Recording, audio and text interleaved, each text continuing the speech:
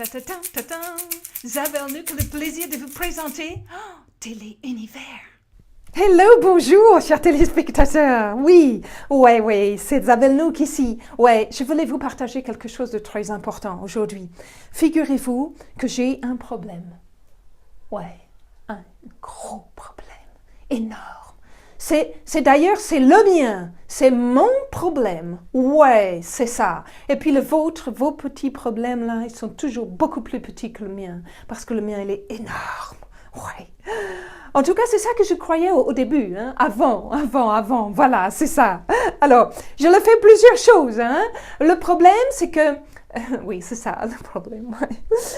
C'est que ça devenait très lourd, vous comprenez? C'est qu'à chaque fois que je me déplaçais, il y avait tout un tas de casseroles derrière moi et je l'entendais le ting-a-ding-a-ding-a-ding-a-ding. Ça faisait comme une traînée de mariés de casseroles qui finissait par faire un gros problème tout en un. Vous voyez? C'était très gênant. Ouais, c'est ça. Alors, je l'essayais plusieurs stratégies. Vous voyez? Je l'essayais la stratégie de ne pas voir. Ça, c'était amusant, hein? Que je l'étais indifférente. Vous voyez? Je le marchais comme ça devant moi et je faisais comme s'il n'y avait pas de problème derrière. Voilà. Et des fois, j'avais l'impression de ne plus rien entendre. Ouais. Seulement, je faisais un petit check, une petite vérification comme ça de temps en temps et je regardais par-dessus l'épaule et je le voyais toujours. Ils étaient toujours là, mais ils étaient comme en arrêt. Vous voyez? Elles étaient comme en arrêt. Les casseroles, elles ne bougeaient plus, elles ne faisaient plus de bruit. C'est ça. Mais le problème, il était toujours là.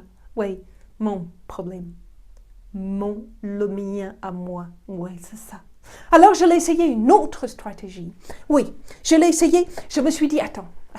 Je vais prendre le taureau par les cornes cette fois-ci. Alors, j'ai pris tout le problème, hein, j'ai pris toute la grande traînée de casseroles, hein, et je l'ai pris un sac poubelle, et je l'ai mis tout dans la poubelle, et je l'ai bien enfoncé comme ça. Je suis même allée avec le pied, vous voyez, hein, et puis là, je l'ai fermé. J'ai fermé, j'ai fait un nœud, j'ai fait 2 nœuds, j'ai fait 3 nœuds. Après, je l'ai fermé dans la poubelle. La poubelle, je l'ai mis très, très loin. C'était un petit peu fatigant, voilà. Mais alors, pendant quelques jours, c'était le calme complet.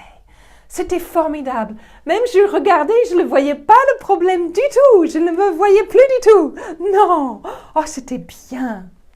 Et puis comme ça, par magie, d'un seul coup, au bout de quelques jours, figurez-vous que mon problème est revenu. Ouais, c'est ça. Il est revenu. Hein? Il est revenu et il était toujours derrière moi, comme ça, en traînant, en faisant du bruit, hein, en brinque-ballon. Ça n'allait pas du tout. Alors, je suis allée encore beaucoup plus loin. Une étape de plus. Cette fois-ci, je l'ai pris et je l'ai assis devant moi. Ouais.